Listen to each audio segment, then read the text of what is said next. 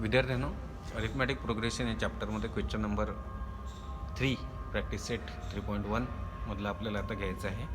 आपण question 1 A P ओळखणे, question 2 ए पीची first term आणि कॉमन डिफरन्स दिलेला असताना ए पी शोधणे, असे 2 क्वेश्चन्स कंप्लीट केलेले आहे.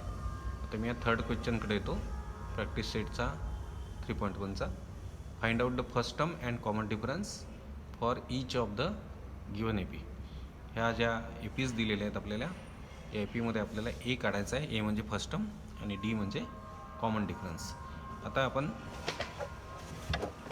सिरियली क्वेश्चन 3मधला एक एक प्रश्न सोडवू. तर पहिल्यांदा आपल्याला क्वेश्चन 1 घ्यायचं. त्याच्यामधला की ए पी दिलेली आपल्याला, ही ए पी आहे. ए पी ओळखायची नाही आपल्याला फक्त फर्स्ट टर्म काढायची आहे आणि कॉमन डिफरन्स काढायचा आहे. तर फॉर गिवन ए पी,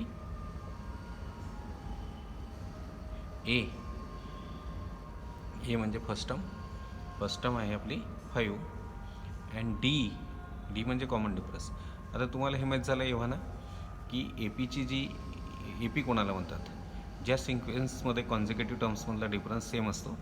म्हणजे T4मधून T3ला मायनस केलं, किंवा T3मधून T2ला मायनस केलं, किंवा T2मधून T1ला मायनस केलं, तर हा डिफरन्स जो आहे हा कॉमन असतो. मग आता common difference he A P आहेच. कॉमन डिफरन्स काढायचा आहे तुम्हाला, तर तुमच्याकडे 3 ऑप्शन आहे. इथे 4 टर्म्स तुम्हाला दिलेले. एक तर तुम्ही T4 मायनस T3 करा, किंवा T3 मायनस T2 करा, किंवा T2 मायनस T1 करा. कोणत्याही 2 कॉन्झिक्युटिव्ह टर्म्समधला तुम्ही डिफरन्स घ्या. तर मग आपण पहिल्या आणि दुसऱ्या कॉन्झिक्युटिव्ह टर्म्समधला डिफरन्स घ्यायचा. मग इथे मात्र हा डिफरन्स घेताना T1 मायनस T2 नाही करायचं, T2 मायनस T1 करायचा. तर ही T2 minus T1 common difference काढतो आहे मी. इथे T2 आहे 1 आणि T1 आहे 5, तर कॉमन डिफरन्स झाला इथे -4. म्हणजे इथे ही जी ए पी दिली होती तुम्हाला, याची फर्स्ट टर्म ए म्हणजेच T1 म्हणजे टर्म 1 म्हणजे फर्स्ट टर्म ही 5 आहे, आणि डी आहे आपण या 2 टर्ममधला डिफरन्स घेतला. कोणत्याही दोघांमधला घ्या, T1 T2 मधला घ्या, किंवा T2 T3 मधला घ्या, किंवा T3 T4 मधला घ्या. फक्त डिफरन्स घेताना असं आपण पद्धत असते. या 2 मधला डिफरन्स घ्यायचा आहे तर T4 मायनस T3 करेल मी. या 2 मधला मला डिफरन्स घ्यायचा आहे तर T3 मायनस T2 करेल, आणि या 2 मधला डिफरन्स घ्यायचा असेल तर मी T2 मायनस T1 करेल. आणि ही ए पी असल्यामुळे कोणत्याही 2 टर्म्समधला डिफरन्स हा सेम असेल, कॉमन असेल. तर इथे कॉमन डिफरन्स डी आहे -4. सेकंड एक्झाम्पलकडे येतो. इथे ही ए पी दिलेली आहे आपल्याला 0.6, 0.9, 1.2, 1.5 सो ऑन. आणि एक गोष्ट लक्षात घ्या, जेव्हा ए पीच्या टर्म्स ह्या वाढत जातात तेव्हा ए पी पॉझिटिव्ह असतो. ए पीच्या टर्म्स जर अशा लहान होत जात असतील, पहा इथे ए पीच्या टर्म लहान होत चालल्या, तर कॉमन डिफरन्स निगेटिव्ह असतो. इथे निगेटिव्ह आला तुमच्या लक्षात येईल. आणि ए पीच्या टर्म्स सेम असतील तर मग कॉमन डिफरन्स 0 असतो. हे आपण बोललेलं आहे याच्या आधी, आपण त्याच्यावर चर्चा केलेली आहे. तर फॉर गिव्हन ए पी, ही जी ए पी दिलेली आहे, आता इथे सिक्वेन्स म्हणायची गरज नाही, ही ए पीच आहे. तर फॉर गिव्हन ए पी, ए म्हणजे फर्स्ट टर्म ही आहे 0.6, आणि डी कॉमन डिफरन्स काढायचा. तो पण मी आता डिफरन्स एक तर मी T4 मायनस T3 घेऊ शकतो, T3 मायनस T2 घेऊ शकतो, किंवा T2 मायनस T1 घेऊ शकतो. तर मी हाच घेतो ना मग, T2 मायनस T1. हा डिफरन्स आहे मग 0.9 मायनस 0.6 इक्वल टू 0.3. मग अशा पद्धतीने देअरफॉर इथे आपण आन्सर पण लिहू शकतो separate, A equal to 0.6 and D equal to 0.3. Third A पीकडे येतो. थर्डची ए पी आहे. थर्ड ए पीच्या टर्म्स दिलेल्या आपल्याला 127, 135. आता बघा इथे ए पीच्या टर्म्स वाढत चालल्या आहे, म्हणजे इथे डी जो आहे कॉमन डिफरन्स हा पॉझिटिव्ह येईल. तसा हा ओरली आपण काढू शकतो. फर्स्ट टर्म 127 आहे आणि कॉमन डिफरन्स आहे 135मधून 127 गेले म्हणजे 8. तर हे खूप सोपे एक्झाम्पल्स आहे, 1 मार्कांचे एक्झाम्पल्स आहेत हे. For given A P answer लिहायची पद्धत असते, त्याच पद्धतीने आपल्याला चालावं लागेल, कारण स्टेप्सला मार्क्स असतात. तर इथे पण 1 मार्क सरळसोट 1 मार्क नाही देणार तुम्हाला, स्टेप वाईज देतील. For given A P, A equal to 127 and D equal to T2 minus T1. Direct उत्तर नाही लिहायचं, नाही ते डायरेक्ट उत्तर काढू शकता तुम्ही. 135मधून 127 गेले, किंवा 143मधून 135 गेले किंवा 151मधून 143 गेले, डिफरन्स सेमच येईल. तर तुम्ही तोंडी पण काढू शकता, पण तोंडी नाही लिहायचं इथे. तर T2 मायनस T1 अशी प्रोसिजर दाखवायची. T2 135 आहे आणि T1 127 आहे, म्हणजेच इथे डिफरन्स येतो आहे 8. तर therefore A equal to 127 and D equal to 8. आता ही लास्ट AP आहे क्वेश्चनमधली. तर फॉर गिव्हन AP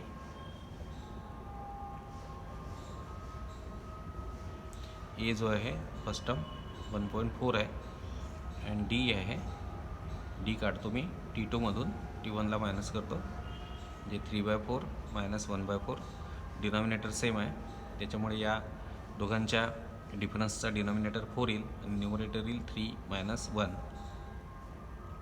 म्हणजेच इथे घेतो, कंटिन्यू करतो, इथे येईल 2/4.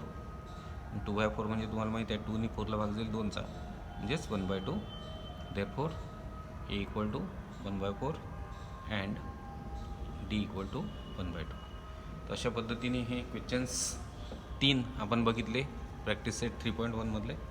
आता आपण सरकू नेक्स्ट एक्झरसाईजकडे. नेक्स्ट एक्झरसाईजच्या आधी एक अतिशय महत्त्वाचा फॉर्म्युला जो मी आधी पण तुम्हाला दिलेला आहे, हा व्हेरी इम्पॉर्टंट आहे. हा APची nth टर्म काढायचा फॉर्म्युला आहे. कोणती AP असो त्याची nth टर्म म्हणजे एनी टर्म. जसं आपल्याला एखादी गोष्ट माहीत नसेल तर आपण मॅथमॅटिक्समध्ये एक्स वापरतो, अननोन असेल तर. तसं APमध्ये एक्सच्या ऐवजी n वापरलं जाते.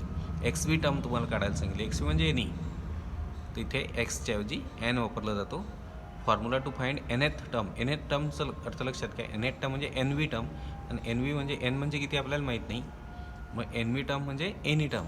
समजा आता n 10 असेल तर 10th टर्म. n हा टर्मचा क्रमांक असतो, टर्म नंबर. समजा n 50 असेल तर 50th टर्म, n 70 असेल तर 70th टर्म, n 81 असेल तर 81th टर्म, n जर 110 असेल तर 110th टर्म, म्हणजे n जर समजा 5 असेल तर 5th टर्म, n जर 7 असेल तर 7th टर्म, n जर 16 असेल तर 16th टर्म. तर n is the term number. आणि तुम्हाला मग कोणतीही टर्म काढायला सांगितली APची तर तुम्हाला या फॉर्म्युलेने काढता येते. जर A ही फर्स्ट टर्म असेल आणि D हा कॉमन डिफरन्स असेल APचा, तर nth टर्म म्हणजे any term of n AP is given by. म्हणजे APच्या 2 कॅरेक्टरिस्टिक्स असतात, एक A म्हणजे फर्स्ट टर्म आणि एक D म्हणजे कॉमन डिफरन्स. ह्या 2 गोष्टी जर तुम्हाला APच्या माहिती असतील तर APचं तुम्ही कोणताही प्रश्न सॉल्व करू शकता. जसं आता मला तुम्ही सांगितलं की APची 25th टर्म काढा, T25. मग इथे मला 25th टर्म म्हणजे 25वी टर्म काढायची आहे. तर 25वी टर्म म्हणजे या टर्मचा क्रमांक आहे 25, तर हा टर्मचा क्रमांक म्हणजेच n असतो. मग आता इथे मग APची कोणती टर्म काढायचा फॉर्म्युला आहे, TN equal to A plus n-1 into D. TN म्हणजे nth टर्म, A म्हणजे फर्स्ट टर्म, n म्हणजे टर्मचा क्रमांक, ज्या क्रमांकाची टर्म तुम्हाला शोधायची आहे APची, आणि D म्हणजे कॉमन डिफरन्स. आता हा फॉर्म्युला आहे, मी डिटेल बोललेलो आहे की APची कोणतीही टर्म काढायची असेल तुम्हाला, समजा APची 15वी टर्म तुम्हाला काढायची असेल तर इथे राहील T15 मग इक्वल टू A म्हणजे त्या APची फर्स्ट टर्म जी तुम्हाला दिलेली असेल प्लस n. आता इथे 15वी टर्म तुम्हाला काढायची आहे, ते n होईल 15, मग इथे -1 आणि D म्हणजे त्या APचा कॉमन डिफरन्स. तर A आणि D म्हणजे फर्स्ट टर्म आणि कॉमन डिफरन्स जर माहिती असेल तर APची NV म्हणजे कोणतीही टर्म तुम्ही काढू शकता. आता आपण एक्झरसाइज म्हणजेच प्रॅक्टिस सेट 3.2कडे येऊ. याच्यामधला फर्स्ट क्वेश्चन आहे, write the correct number in the given boxes from the following AP. हे खाली AP दिलेले आहेत तुम्हाला, AP आहेत की नाही ओळखायचे वगैरे नाही, हे APजच आहेत. तर तुम्हाला ही ॲक्टिव्हिटी शीट आहे, ॲक्टिव्हिटी आहे, ही ॲक्टिव्हिटी तुम्हाला कंप्लीट करायची आहे. तर फर्स्ट ॲक्टिव्हिटी आहे एक्झरसाइज 3.2, फर्स्ट ॲक्टिव्हिटी आहे. याच्यामध्ये ही AP दिली आहे तुम्हाला A1, 8, 15, 22 आणि सो ऑन. तर इथे तुम्हाला ॲक्टिव्हिटीमध्ये पहिल्यांदा विचारलेलं आहे A म्हणजे फर्स्ट टर्म.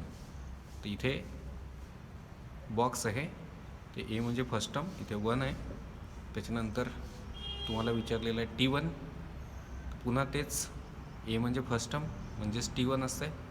लक्षात घ्या, A is the first term of the A P म्हणजेच T1 म्हणजे टर्म 1 म्हणजे फर्स्ट टर्म, तर इथे पण 1च येईल. नंतर T2 विचारलेलं आहे तुम्हाला सेकंड टर्म, तर सेकंड टर्म आहे 8. मग T3 विचारलेलं आहे तुम्हाला, T3 आहे थर्ड टर्म आहे तुमची 15. मग खाली येऊ आपण, इथे T2 मायनस T1 केलेलं आहे, म्हणजे दोन कॉन्झिक्युटिव्ह टर्म्समधला डिफरन्स आहे. T2 मधून T1ला मायनस केलेला आहे. T2 minus T1 equal two boxes दिलेले आहेत. T2 8 आहे, मायनस T1 आहे 1 इक्वल टू पुन्हा बॉक्स आहे इक्वल टू 7. नंतर T3 मधून T2ला मायनस केला आहे. आता पुन्हा कॉन्झिक्युटिव्ह टर्म्समधला difference T3 minus T2, T3 आहे 15 मायनस T2 आहे 8 आणि हा डिफरन्स पण 7 आलेला आहे, म्हणजे कॉन्झिक्युटिव्ह टर्म्समधला डिफरन्स सेम आहे. पुन्हा इथे या फोर्थ टर्म म्हणजे T4 मायनस T3 22मधून 15 गेले, इथे पण 7 येतो, पण इथे आपल्याला विचारलेलं नाही आहे. आता इथे D विचारलेलं आहे तुम्हाला, देअरफॉर डी म्हणजे कॉमन डिफरन्स. हा कॉमन डिफरन्स म्हणजे कॉन्झिक्युटिव्ह टर्म्समधला डिफरन्स जर सेम असेल तर तो कॉमन डिफरन्स आहे, म्हणजेच कॉमन डिफरन्स 7 आहे. नंतर आता सेकंड एक्झाम्पलकडे येऊ आपण. सेकंड एक्झाम्पल आहे, याच्यामध्ये ए पी दिलेली आहे तुम्हाला 3, 6, 9, 12 सो ऑन. पुन्हा हेअर T1 विचारलेला आहे, T1 म्हणजे फर्स्ट टर्म जी 3 आहे. T2 विचारलेली आहे सेकंड टर्म, बॉक्समध्ये भरायची आहे तुम्हाला 6 आहे. T3 विचारलेली आहे थर्ड टर्म. हे खूप सोपे एक्झाम्पल्स आहेत. 9. नंतर T4 पण विचारली आहे सेकंड एक्झाम्पलमध्ये, T4 आहे 12. त्याच्यानंतर इथे आता T2 आणि T1 मधला डिफरन्स म्हणजे या दोन कॉन्झिक्युटिव्ह टर्म्समधला डिफरन्स, मग T3 आणि T2 मधला डिफरन्स. तर आता खाली घेऊ आपण T2 minus T1 equal to डायरेक्टच विचारलेला डिफरन्स. तर T2 मधून T1ला मायनस करा, 6 मधून 3 गेले म्हणजे 3 राहतात. नंतर T3 मधून T2ला मायनस करायचं तुम्हाला, हा डिफरन्स पण डायरेक्ट विचारलेला आहे. T3 9 आहे, T2 6 आहे, 9 मधून 6 गेले 3 राहतात. त्याच्यापुढे मग देअरफॉर डी, ते इथे कॉन्झिक्युटिव्ह टर्म्समधला डिफरन्स पहा. 12 मधून 9 गेले 3, 9 मधून 6 गेले 3, 6 मधून 3 गेले 3. कॉन्झिक्युटिव्ह टर्म्समधला डिफरन्स कॉमन आहे, हा डिफरन्स कॉमन डिफरन्स 3 आहे. त्याच्यानंतर नेक्स्ट फोर्थ एक्झाम्पल दिलेलं आहे आपल्याला की ॲक्टिव्हिटीज -3, -8, -13, -18 सो ऑन. इथे तुमच्या लक्षात आलं असेल ह्या कॉन्झिक्युटिव्ह टर्म्स ज्या आहेत त्या ए पीच्या टर्म्स लहान होत चाललेल्या आहे. इथे डी जो आहे तो निगेटिव्ह येईल. ए पीच्या टर्म्स लहान होत असतील तर डी निगेटिव्ह असतो. ते T3 विचारले तुम्हाला डायरेक्ट, T3 तुमची -13 आहे. मग T2 विचारलेला आहे, T2 आहे -8. मग T4 विचारलेली आहे तुम्हाला, T4 आहे -18. मग T1 विचारलेली आहे तुम्हाला इथे, हे T1 आहे -3. आता T2 minus T1 equal to T2 -8 आहे. मायनस हे साईन घेतो मी इथलं, -8 हे मायनस साईन घेतलेलं आहे मी आता या इथलं, आणि T1 घेतो आहे. T1 आहे -3, तर याला ब्रॅकेटमध्ये टाकावं लागेल तुम्हाला. -3 इक्वल टू -8 मायनस मायनस +3 आणि एक मायनस एक प्लस असेल तर दोघांचा डिफरन्स आणि मोठ्याचं साईन. हे झालं तुमचं T2 मायनस T1 जे इथे विचारलेलं आहे आपल्याला. T2 मायनस T1 काढायचं होतं. आता काढायचं आहे आपल्याला T3 minus T2. T3 minus T2, तर T3 आहे -13, मायनस साईन घेतला. आता T2 घेतो मी -8 इक्वल टू -13 मायनस मायनस +8 एक निगेटिव्ह एक पॉझिटिव्ह आहे, त्याच्यामुळे दोघांचा डिफरन्स घ्या. 13मधून 8 गेले 5 राहतात. मोठ्याचं साईन द्या 13चा. हे -5 आला. पुढे विचारलेलं आहे आपल्याला. आता याच्यामध्ये काय विचारलं आहे ते बघू आपण. नेक्स्ट विचारलेलं आहे आपल्याला ए म्हणजे फर्स्ट टर्म आणि डी म्हणजे कॉमन डिफरन्स. ती या ए पीचा ए जो आहे ए म्हणजे फर्स्ट टर्म म्हणजेच T1 हे -3 आहे आणि डी म्हणजे कॉमन डिफरन्स. कॉमन डिफरन्स या ए पीचा आहे -5. आता आपण फोर्थ एक्झाम्पलकडे येऊ. फोर्थ एक्झाम्पल जे आहे त्याच्यामध्ये आपल्याला ए पी दिलेली आहे 70, 60, 50, 40 सो ऑन. हिअर T1 म्हणजे फर्स्ट टर्म बॉक्स आहे 70, नंतर T2 बॉक्स आहे 60, नंतर T3 पुन्हा बॉक्स आहे 50 आणि मग खाली विचारलेलं आहे देअरफॉर ए म्हणजे फर्स्ट टर्म म्हणजेच T1 म्हणजे 70 आणि डी म्हणजे कॉमन डिफरन्स म्हणजे कॉन्झिक्युटिव्ह टर्म्समधला डिफरन्स. तर तुम्ही T4 मायनस T3 घ्या किंवा T3 मायनस T2 घ्या किंवा T2 मायनस T1 घ्या, कारण ही ए पी आहे. कोणतेही दोन कॉन्झिक्युटिव्ह टर्म्समधला डिफरन्स घेऊ शकता. तर T2मधून T1 मायनस करू आपण. T2 60 आहे, T1 70 आहे, तर 60 मायनस 70 म्हणजे -10 होतील. लक्षात घ्या, कॉन्झिक्युटिव्ह टर्म्समधला डिफरन्स जर सेम असेल तर ए पी असते आणि कॉन्झिक्युटिव्ह टर्म्समधला डिफरन्स घेताना ए पीच्या असा घ्यायचा असतो, एक तर T2 मायनस T1 किंवा T3 मायनस T2 किंवा T4 मायनस T3. तर मी घेतो T2 मायनस T1, तर 60 मायनस 70 म्हणजे -10. आता नेक्स्ट एक्झाम्पलकडे जो आपण second example, decide whether following sequence is an AP. If so, find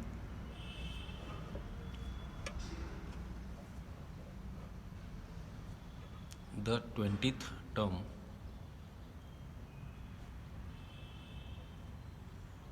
of AP. प्रश्न आहे की खाली दिलेली सिक्वेन्स ए पी आहे का ते ओळखा. जर ती ए पी असेल तर मग त्याची 20वी टर्म 20th टर्म काढा. तर ही सिक्वेन्स दिली आहे -12, -5, 2, 9, 16, 23, 30 सो ऑन. आता ही पहिल्यांदा आपण ए पी आहे की नाही ओळखू. तर फॉर गिवन सिक्वेन्स, आता इथे टर्म्स बघा किती दिले आहे, 1, 2, 3, 4, 5, 6, 7. 7वी टर्म आहे तुमच्याजवळ. तर T7 मायनस T6 करा पहिले. 30 मायनस 23 7. मग T6 मायनस T5 करा. T6मधून T5ला मायनस करा. 23 मायनस 16 7. मग T5मधून T4ला मायनस करा. कॉन्झिक्युटिव्ह टर्म्समधला डिफरन्स घ्या. 16 मायनस 9 7. मग T4 मायनस T3 करा, म्हणजे 9 मायनस 2 7. मग T3 मायनस T2 करा, म्हणजे 2 मायनस ऑफ -5 म्हणजे 2 minus minus plus 5 equal to 7, कारण ही निगेटिव्ह टर्म होती. मग T2 मायनस T1 घ्या. आता लास्ट डिफरन्स कॉन्झिक्युटिव्ह टर्म्समधला -5 मायनस, हे मायनस लिहिलं मी आता इथलं. T2 -5 आहे, मग हे मायनस लिहिलं. आता T1 आहे -12, तर हे -12 जे आहे हे ब्रॅकेटमध्ये घ्यायला लागतील. -5 मायनस इंटू मायनस प्लस 12. पुन्हा 12मधून 5 गेले 7 राहतात. Here difference between consecutive terms. पहिला प्रश्न होता की सिक्वेन्स ए पी आहे की नाही ते ओळखा. त्याच्यामुळे आपण कॉन्झिक्युटिव्ह टर्म्समधला डिफरन्स घेतल्यावर आपल्या लक्षात आलं प्रत्येक दोन क्रमवार ज्या टर्म्स आहेत त्यांच्यामधला डिफरन्स सेम आहे. तर here difference between consecutive terms is constant. Consecutive टर्म्समधला डिफरन्स कॉन्स्टंट आहे म्हणजे सेम आहे. Therefore given sequence is an A P. दिलेली सिक्वेन्स ए पी आहे. पहिला प्रश्न होता ए पी आहे की नाही ओळखा. आता सेकंड क्वेश्चन आहे, जर ती ए पी असेल, इफ सो म्हणजे ए पी असेल तर त्या ए पीची 20वी टर्म पाहिजे आहे तुम्हाला. तर इथे ती ही 7वी टर्मपर्यंत तुम्ही आले आहे, आपल्याला 20th टर्म पाहिजे, 20वी टर्म हवी आहे. तर आता मी लिहितो फॉर गिव्हन ए पी. आता ही ए पी आहे हे सिद्ध झालेलं आहे, त्याच्यामुळे मी लिहू शकतो. तर 20वी टर्म काढायला ए माहीत पाहिजे मला. ए म्हणजे फर्स्ट टर्म जी -12 आहे, आणि डी माहीत पाहिजे मला. डी आहे कॉमन डिफरन्स आहे 7. आता टी एनचा फॉर्म्युला घेतो मी nth टर्म काढायचा. तर nth टर्म काढायचा फॉर्म्युला आहे आपल्याकडे, हा पार्ट पाहिजे मुलांना तुमच्या, A plus N minus 1 into D. तर देअरफॉर टी, आता एन म्हणजे टर्म क्रमांक, तुम्हाला 20वी टर्म काढायची आहे, म्हणजे टर्मचा क्रमांक आहे 20, म्हणजे T20 म्हणजे 20th टर्म झाली ही 20वी टर्म. ए आहे -12 प्लस एन म्हणजे टर्म क्रमांक जी तुम्ही शोधून राहिले, तुम्ही जी टर्म शोधून राहिले त्या टर्मचा क्रमांक एन आहे 20, 20 -1, आणि इंटू डी आहे तुमचा 7. तर हे -12 प्लस, आता ब्रॅकेट सॉल्व करू आपण. 20मधून 1 गेले म्हणजे 19 राहिले, गुणिला 7.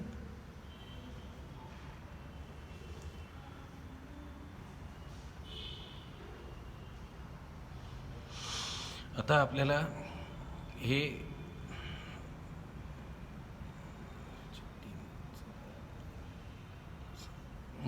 आता आपण काय करायचं आहे, आपल्याला हा प्रॉडक्ट करावं लागेल पहिले. हे 12 प्लस या दोघांचं प्रॉडक्ट 19 इंटू 7 133. आणि आता आपल्याला घ्यावं लागेल